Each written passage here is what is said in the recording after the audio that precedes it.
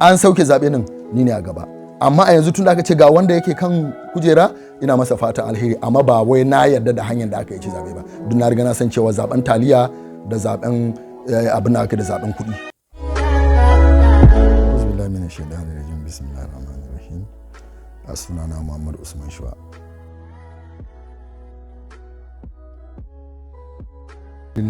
Ban cika so ba da tarihi na ba, ya kamata a ce wasu su ba da tarihin mutum don ina ga shi ne fi, amma zan dai baka takaice.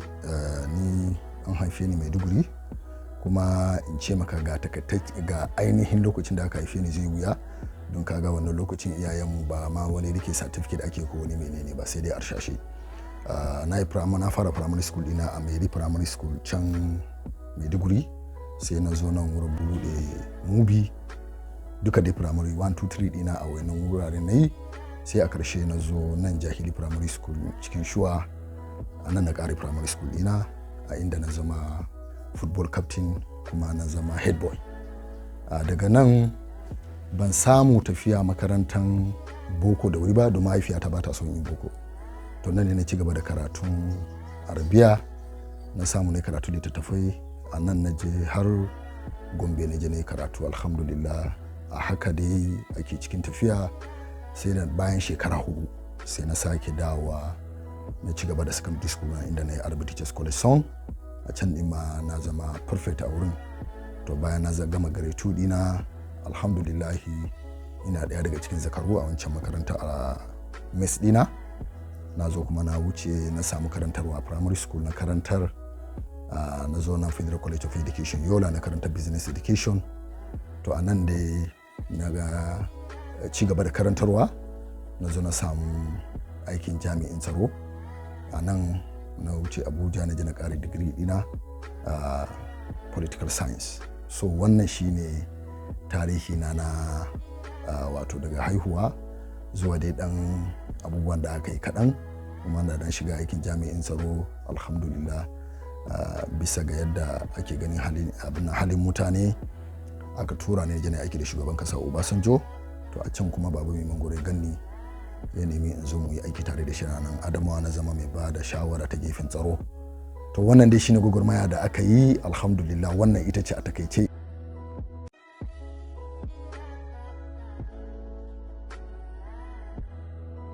To alhamdulillah, wallahi ni mutum ne wanda ina jin tsoron shugabanci, don ka sani shugabanci duk wanda manzala sallallahu alaihi wasallam ya zauna da shi a cikin sahabbansa yana jan kunnen su akan shugabanci. Da wuya kai shugabanci kasira sai ɗaiɗai kudu cikin bayansa. Ɗaya kenan. Na biyu, ba ni bane na shiga siyasa, mutane suka zo suka same ni, suka ce mini ka zo ka shiga siyasa, duk da cewa ina kira ga al'umma na kwarai akan su zo su shiga siyasa. Idan kana kuka ana zaben mutanen da ba su da tasiri, mutanen da ba su da mutunci, mutanen da suke sata, mutane da ba su san ya kamata ba, mutane da ba su san hakkin da yake kansu ba. Sun ɗauki ka zama shugaba, kai dai ka yi abin da ka ga dama ka kama hanya ka tafi. Da wanda suka mai da shugabanci kasuwanci. To in muka bar wa'annan yan jari hujja su suke shugabancin mu, to lalle za a samu damuwa. To ni ma ina kira mutanen kwarai su shiga. Sai ka jana ce politics is a dirty game, siyasa ba abun yi ba. To ba abun yi ba, kuma ta hanya ake zama mana shugaba, ta hanyar ake musguna mana. To tunda ba abun kirki bane, menene laifi mutanen kwarai su shiga su tsamo abin da bai da kyau din daga ciki su watsar da shi. Amma idan muka zauna muka ce dukkanmu za mu yi rayuwa ne ba mai shiga wurin, sai dai a bar mutanen banza su je su yi, to bil hakika ba za mu taɓa samun rayuwa ingantacce ba, ba za mu taɓa samun rayuwa da ya kamata ba. Musamman ba a tashi gane siyasa in mutumin kirki ya shiga tana da tasiri ba sai da Baba Mai Mangoro ya shiga. Da Baba Mai Mangoro ya shiga, kowa ya sani. Alhamdulillah, Baba Mai Mangoro kan sai dai ka ce Allah ya ƙara masa nisan kwana da imani, ya taka rawan gani. To irin mu kuma ya ɗiba, don wata rana in Allah na son ka kai shugaba sai ya kawo maka mutanen kwarai a karkashin ka. Ba wai ina nuna ni mutumin kwarai ba, Allah ya kawo masa mutanen kwarai a karkashin shi. Aka zo aka fafata, don dole ne ya zama na za ka yi karo da mutanen da ba na kwarai ba da na kwarai. Aka fafata, ganin zuciyar shi gashi nan yayi nasara. Duk inda muka je aka ce mana mu mun aiki da Baba Mai Mangoro, ana duba akan cewa mu mutanen kwarai ne duk mun samu mai aiki da dattijon arziki. To waɗannan ne abubuwan da kiran da muka yi duk mutane so su shiga. To a karshe bayan an yi tafiya da aka zo talakawa irin mutane da na rike su a zamanin Babu Mangoro har bayan Babu Mangoro ya bar gwamnati, don kowane sallah anan da azumi zan kira mutane a zo a buɗe baki, a zo a ci abincin sallah, a sada zumunci mutane Babu Mangoro, don bai kamata a bar su watse ba tunda babu gwamnati. To wannan yasa wasu suka ce mini to Muhammadu Shuwa ina laifi ka zo ka fito kai takara. Nace musu kai ni gaskiya batun in takara ni ba mai son mulki ba, kuma siyasa abu ne wanda take da hadari. Suka taru anan sai da aka kawo mahaifina. Sai ya ce mini to dana in mutane sun ce kai kanka je kai, Allah ya sa ma tafiyan albarka. Abinda na gaya musu a wancan lokacin nace in kun ce mun zo in siyasa, na farko bani da kuɗi, ko kuma ku siyasan ku sai da kuɗi. Suka ce a'a ai mun bi siyasan kuɗin ba mu sira ba, to ka zo mu gwada wannan karo. Nace to ku kun fi zaben manyan jami'u, sun ce manyan jami'u ai ɗaya ne, wanda yanda suke PDP in ta bare sai su tafi APC, wanda suke APC in ta bare sai su da PDP, iri ɗaya ne. Yanzu muna so mu samu canji, tunda dai kaga kai aiki da mutumin kwarai, kuma kai muna ganin halinka dan dama, to ya kamata irin ka fito ka zo ka buga wannan gwagwarmaya. To wannan ne abin da ya sa na shiga, mutane suka kira ni.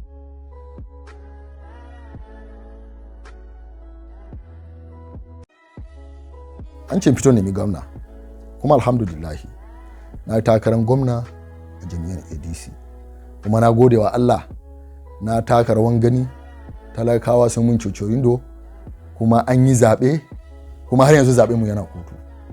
Duk da cewa ni ina da wata al'ada guda, in aka ce ga wanda INEC ta ayyana ya ci zaɓe, zan masa barka, amma ba wai ya nuna na yarda da yadda ya zama shugaban ba. Yanzu tana kotu, har yanzu ni dan takara ne. Sai ranar da aka je Supreme Court ta ce to yanzu an tabbatarwa gwamna Ahmadu Fintiri shine ya ci zaɓe. To sai ce to ya Allah na amsa kiranka, na yi amanna, na yi mubaya'a, don da kai kake bada mulki. In kuma ka ce a sake zaɓe, ina son gaya maka ni ne kan gaba, ni ne zan zama komanda, ba a ja da baya, don ka san sunana Muhammadu, kuma ba ta yi Muhammadu Rago ba. Sai mun ga abin da ya tura buzu na bi. Ba na shakkan PDP, ba na shakkan APC. A je a buga, fada sai da jan namiji, fada sai da mai mata hudu. Duk yan takarar daga mai mata daya sai mai rabi. Saboda haka ni a shirye nake. An sauke zaɓe nan, ni ne a gaba. Amma a yanzu tun da aka ce ga wanda yake kan kujera, ina masa fatan alheri, amma ba wai na yarda da hanyar da aka yi ci zaɓe ba. Duk na riga na san cewa zaben taliya da zaben abin da aka da zaben kuɗi.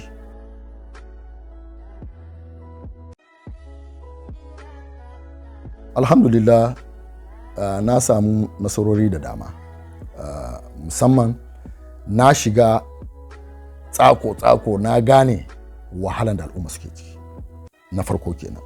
Na biyu, na shiga na san mutane waɗanda da ban san su ba, sannan kuma na samu ilimi na wajen mu'amala da mutane.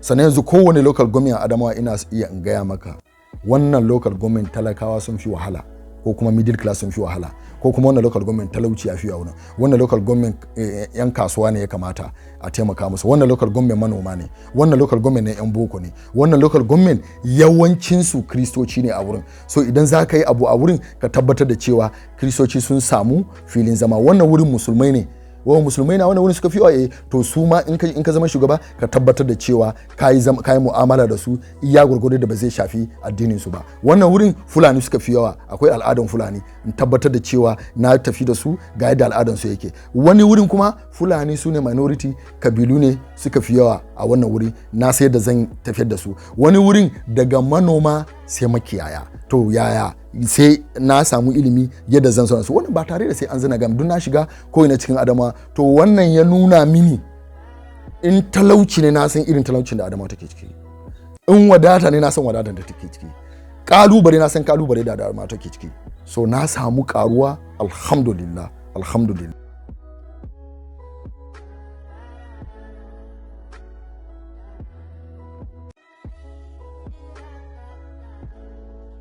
Sai dai ce ina lillahi wa inna ilaihi raji'un. Wato akwai abun mamaki, akwai abun takaici. Me nake nufi da wannan? Ba zan ce kalubale da na fuskanta ba, amma kalubale da yake cikin siyasa zan fara. Don ni dama tun da na fara na mika wa Allah lamari na biko din shi Allah shi ke bada mulki.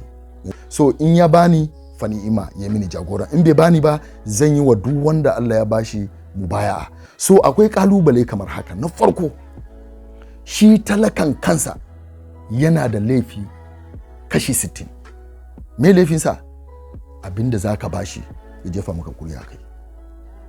Wani wallahi taliya da aka bashi bai zai ciyar da shi na rana ba, ya je sai da kuri'ansa da shi. Wannan babban kalubale ne. Yanzu ai gashi nan ana cikin wahala gaba daya.